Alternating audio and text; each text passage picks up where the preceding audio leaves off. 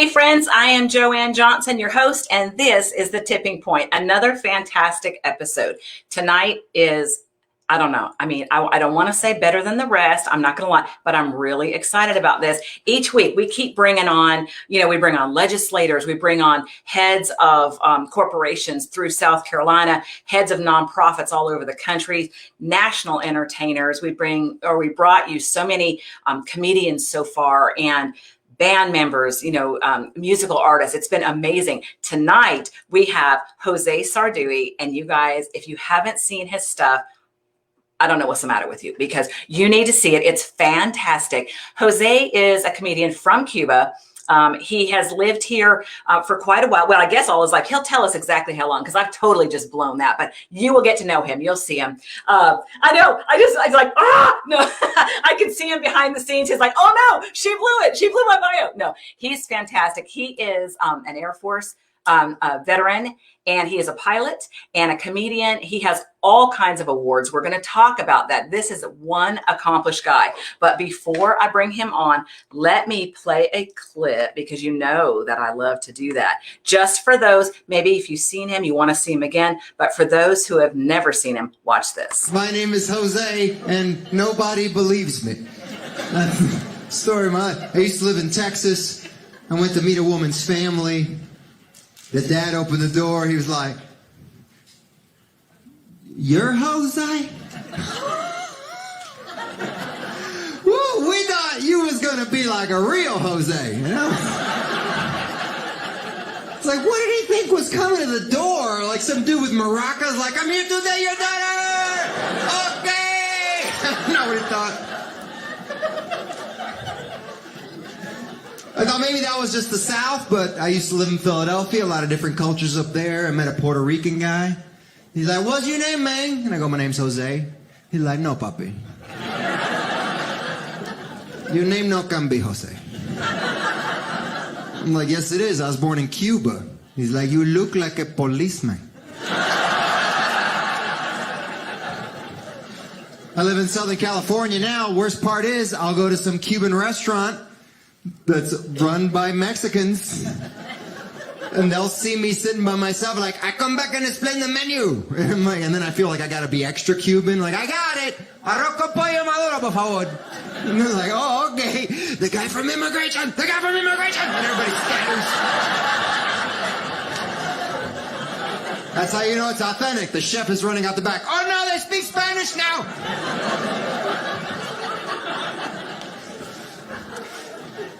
But I was born in Cuba, raised in Miami, so I'm a good swimmer, obviously.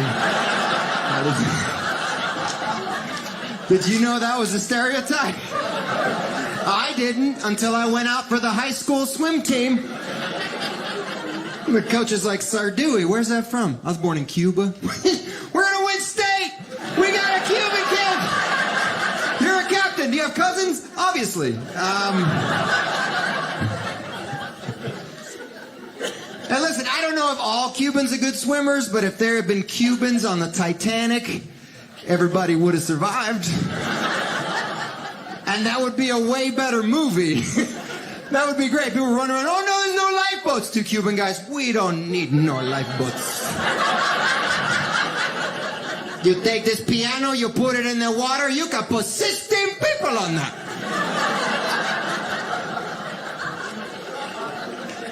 I saw Titanic years ago when it first came out in theaters in Miami, which was an experience. There's a part that's historical, right, that the boat's sinking and the band is playing. Well, the whole thing is historical. But there's a part that's accurate. There was a band playing as the boat sank, and they play that scene. It's very sad. The big guy, this guy playing the big cello, Cuban 3 rows down, yells at the screen, "That thing in your hand, it floats!"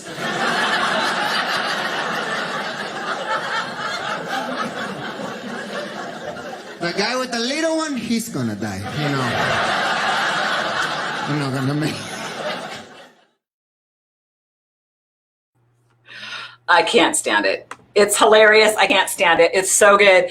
I love first of all, welcome. And I'm so glad you're here. But I got so excited because I love your humor. I love, Jose, how you laugh at life. Yeah. That's the biggest thing for me, because life is basically a train wreck, right? And so you're like, I'm grabbing onto these pieces of it and I'm just going to laugh in the face of it. Talk about that a little bit. Talk about how it started and how you just decided, you know what, I'm going to turn this into comedy. Well, first of all, they color corrected that show.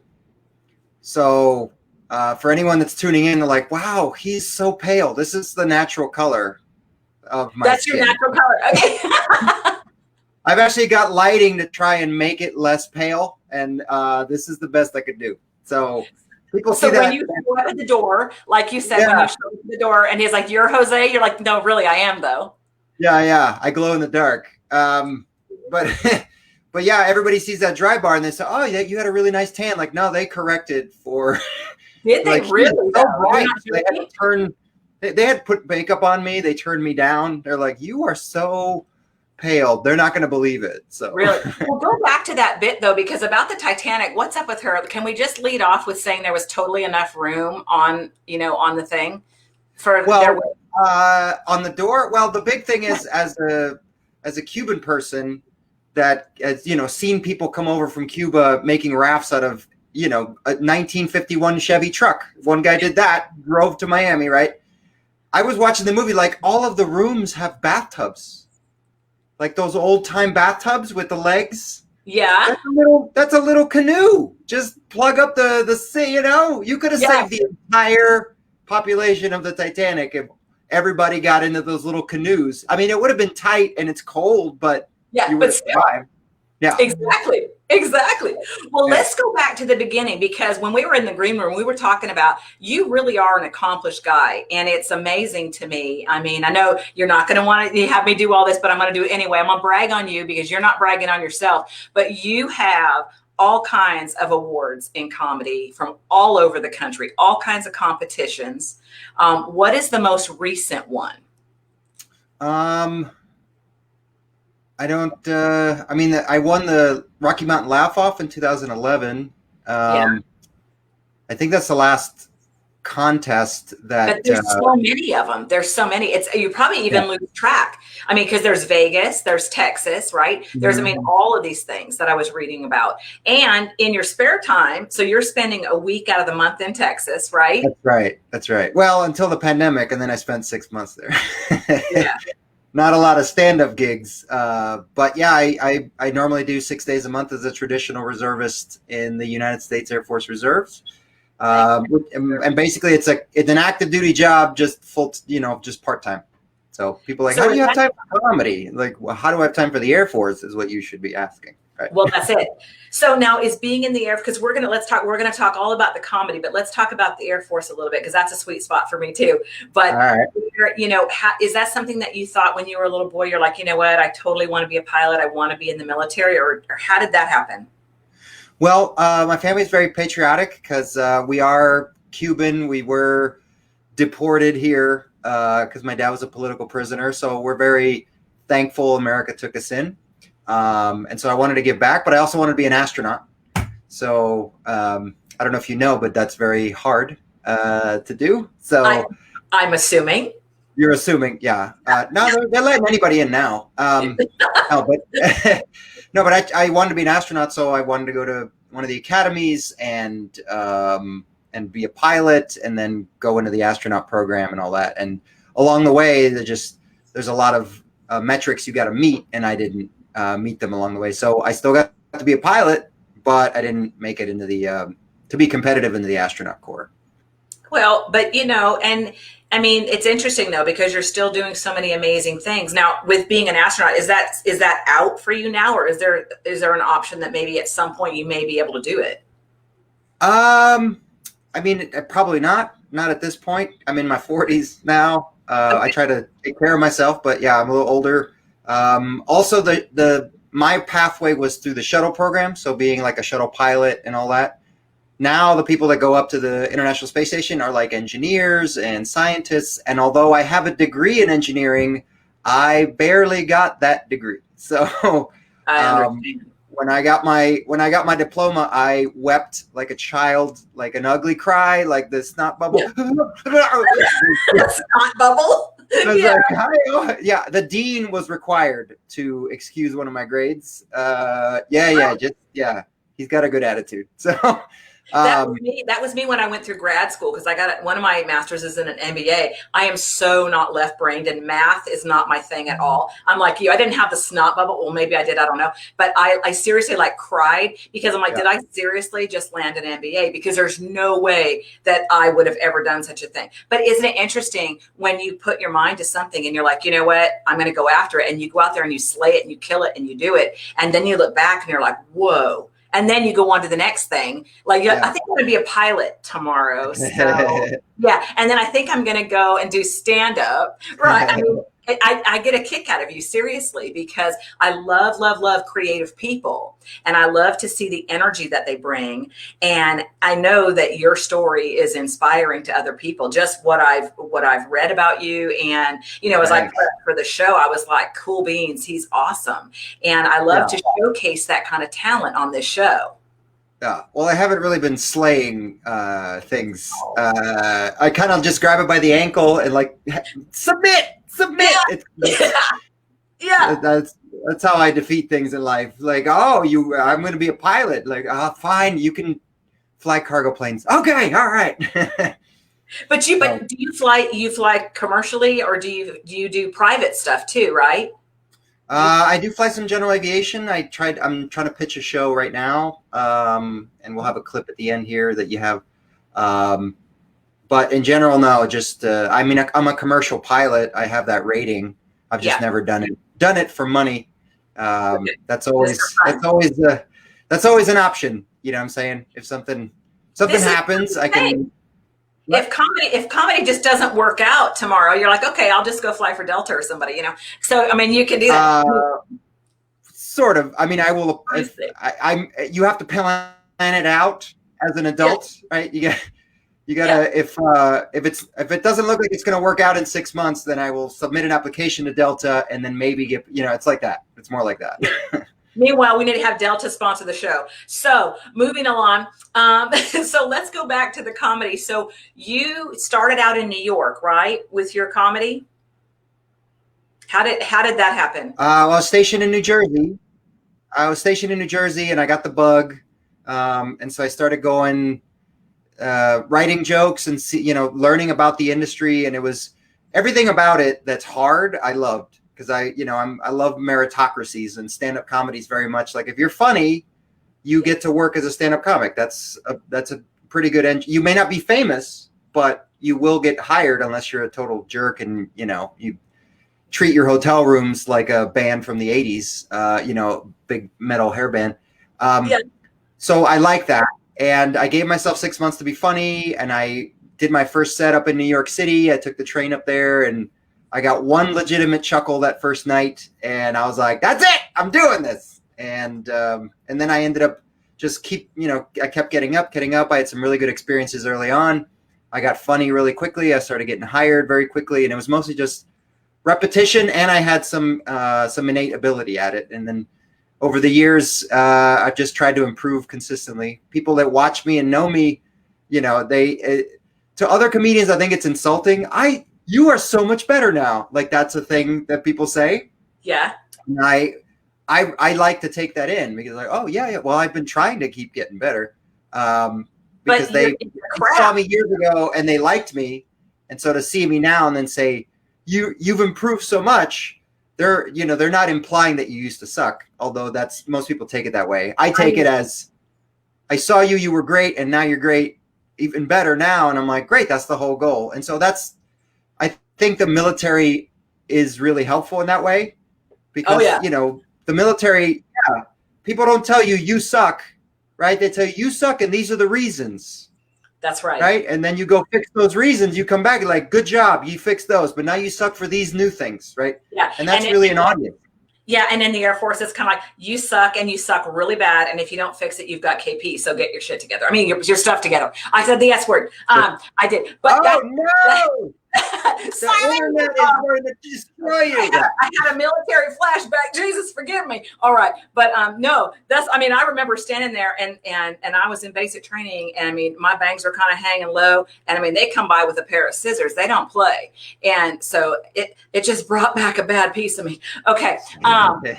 All right. No, but I got ahead of the game. I shaved my head before I went to basic training. I was like, you're not going to scar me emotionally. Exactly. I am eternally scarred. It's horrible. It was a bad experience. And the thing about walking in my underwear backward like a chicken, I still have issue. Okay. So I have to go to therapy to talk about it because it's really bad. But I being in the military is not something that I ever wanted to do. I basically one day was like, I think I'm going to go do that. And that's what I did. And I got there, and it's so funny because when I went to get my orders and all of that, I was supposed to go DDA back to Travis, and they were like, oh yeah, just keep your apartment. No problem. Oh, this is good. And then the guy goes, he puts a stamp, he goes, and he said the A word, but I'm going to say, but he goes, your butt's going to Guam. And it came down and I was like, whoosh. Yeah. I was like, no. So well, the beaches are nice. The beaches are nice. The snorkeling was good. The scuba diving was good. But stuck on the rock for 2 years with no leave. But I'm not bitter. I'm not bitter, Jose. No. So, but I want to talk about your mom who, this is hilarious. Now in your bio, it talks about your mom killing chickens with her bare hands. So, well, she was raised in Cuba, right? Kind of rural. And so sometimes they just found the fastest way to kill the chicken. And so we had a chicken in the house in the backyard, and I was a little kid. And I already was kind of scared of my mom because I was raised Catholic. So, raised by fear. And, right. And so she was like, you want to have chicken tonight? And I was like, I'd love chicken. And then she just grabbed it by the throat, spun it like a nunchuck, and just killed it right in front of me. And ever since then, I don't mess with my mom. I don't. Sweet baby Jesus, no. She's old, and she takes pills, and she's got arthritis. But if she's like, go outside, I'm outside. I was already planning to go outside. I should have been there. I should have anticipated that you wanted me outside. So yeah, it's a badass lady. Yeah. Wow. Yeah. And then your dad. So talk about your dad too, because your comedy, you're pulling from all of your real life stuff. And that's what I said in the beginning that I love, because life gets messy and it gets weird, and, laughing is medicine. We know that. Go back to, growing up and some of these things that you're pulling in, the material you're pulling in now. Yeah. Well, my dad is the family's an interesting story. My dad was released from prison in February of 1977, and I was born in April of 1977. Okay. So I'm either a miracle baby or I was conceived in prison. Humble beginnings. Yeah. That's talent. So my dad is trying to get it whenever he can. So that's what I grew up with. If you look up Latino, it's my dad. Hey, look at my having that kind of character around. Yeah, because you said that your dad is like getting the eye of women like everywhere. Yeah, I remember we'd be in the car and he would like roll down my window and say, "Hey, ask her if I can get a freebie," like assuming it was a prostitute. And I was like, my father wants me to yell at you, but I don't think that's right. And he's like, that's not what I said. So he's a character. I learned a lot about him, about how not to treat women. So, he's a good training in that way. So are your family and friends then? I know your family, but are your friends too? Like if you're in relationship with people, whether it's, a marriage or a relationship, or if it's just your friends, do they end up being part of your stuff? People are like, is this going to end up in your show? It's like, no, you have to do something dumb. If you do something dumb, you end up in the show. But a lot of the time, if you do something dumb, I become you in the joke, right? Because it's easier if you're the butt of the joke. And so I'll ask them if there's a story that they do that's like ridiculous. Like I tell a story about being in Iraq. which I actually did go to Iraq. I did deliver supplies to Baghdad. But another buddy of mine, and this is on the special, another buddy of mine was on the ground and a mortar attack hit, and he panicked. He screamed like a child, like, ah! And he hid behind a crate full of ammunition because, and so he told that story and everybody made fun of him. I was like, can I tell that story as me on stage? And he's like, yes, please, take that off of me. It's you now. You're the one that screamed like a child. So, but it's always the thing, because when we're out here, because with my shows and my books and all that kind of stuff, if you do something shady to me, buddy, you're ending up in one of my books. Just know it. But I'm going to change your name and probably the town you're in, but your butt's going in that book. So I mean, and comedians are the same way, and musicians are the same way. We all know not to date Taylor Swift, right? Because if you dump her, you know how that's going to go for you. But that's the truth. I would embrace it. This is Taylor Swift's song about me. Buy my new album. I'm at the Looney Bin on Friday. That's it. Well, do you think that your life, Jose, would have been different if you had a different, the way you grew up? Because you wouldn't have that same material. What do you think? Oh yeah. Every experience. I grew up when I was younger. This is more philosophical. But when I was younger, I always wanted to go back and redo things. But as I've gotten older, I've realized the things that happen to you and the things you experience make up who you are, right? They create the experience and the sea of information that creates your responses to things. So, yeah, I wouldn't change a thing. I apologize for my mistakes, for sure. I've done some dumb things in my life that I would, if anybody was there, I'd be like, I'm so sorry. That was dumb. But it was that experience that allowed me to maybe mentor others, or maybe see it in myself in the future and not do it again. So no, I don't think I would do anything over different. Except like if I went back in time, I'd be like, there are so many people I have to make sure I meet, there's so many things that have to happen. It's more like that. It's more just embrace your life and your experiences and make the best of it, right? Rather than, I wish it had gone this way. I think that's an exercise in futility. So if it was supposed to, it would have, right?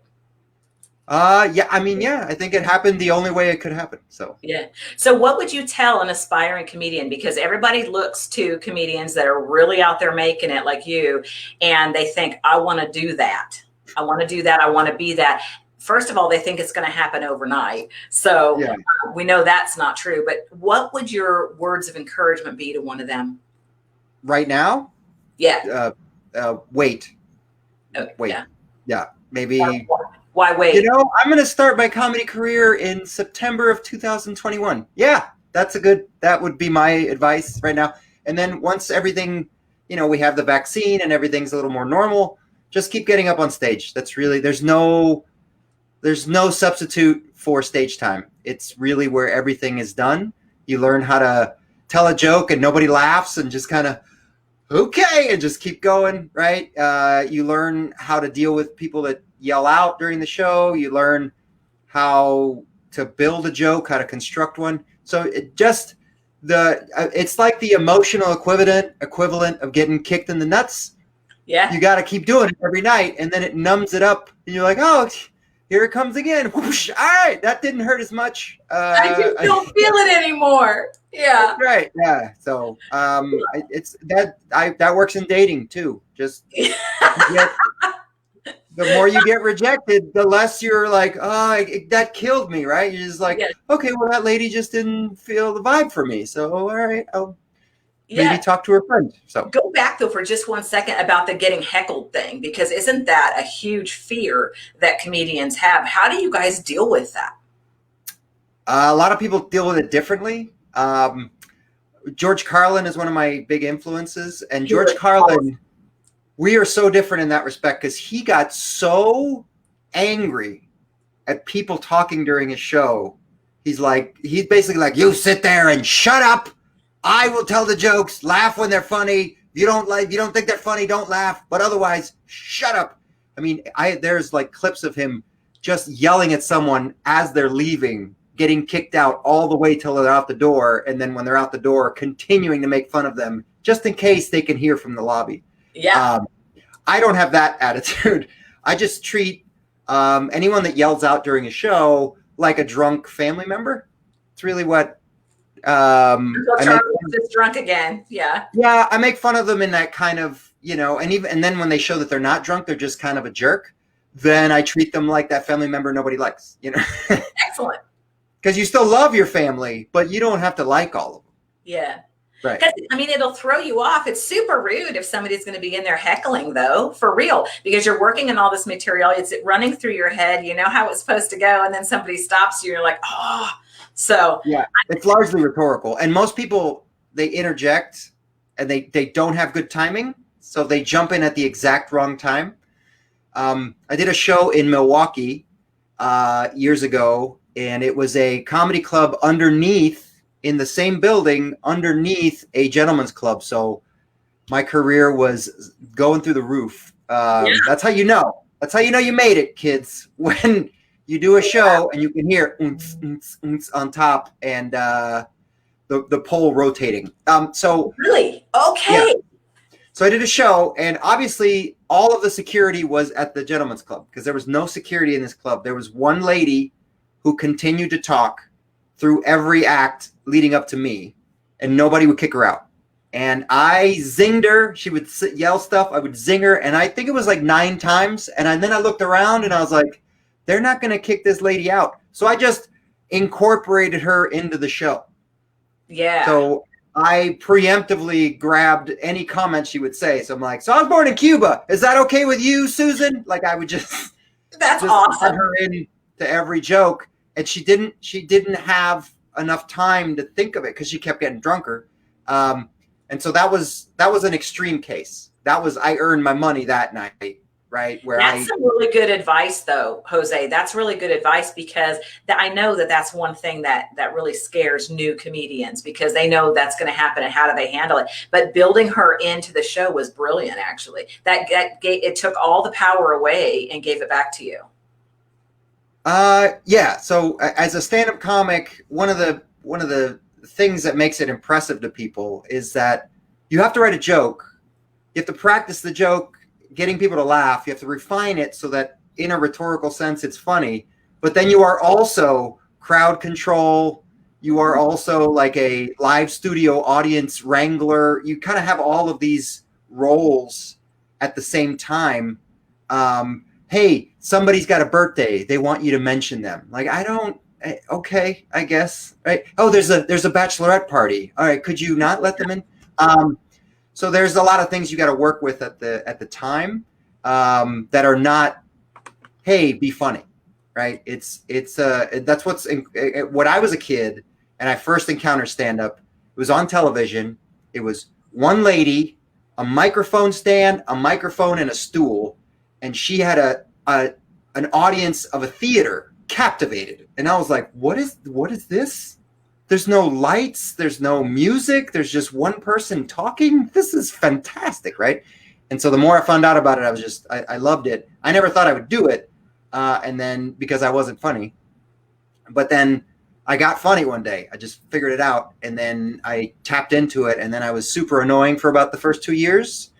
And then I kind of got it. So yeah, first 2 years, it was like, I would make people laugh. And I'm like, what did I say? What did I say? And then I would leave and write it on a napkin. And almost every time what I wrote was not what was the funny part.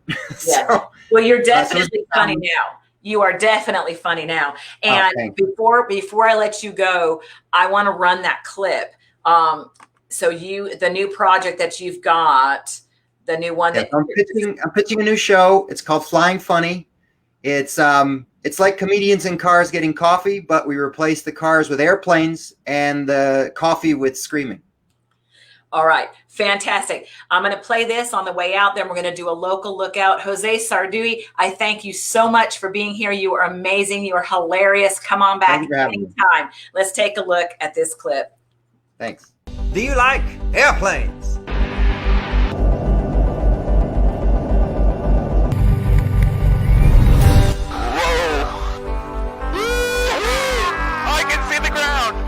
Do you like comedians? I know you as a comedian, right? And so you told me that you flew, right? And that you instruct others. But I'm like, Yeah, right. Have a boyfriend, Jose. We're gonna do first. We'll do an aileron roll, which used to be an upside down. An alien roll? An alien roll. That's right. It's only for foreigners. Okay. Aileron roll. So we're gonna put the airplane upside down. Aileron. So Aileron. It's a French word for the little things on Sound the like a dude, like a black dude. Aileron! Aileron. That's how we playing, man. That's right. I said, you pick. And so we did the areola. What was it? No, what was it? What do you call it? The areola roll. That's his new name, by the way. Okay. The aileron. The aileron. Yeah. Oh, the black name. The black Aileron. How about screaming?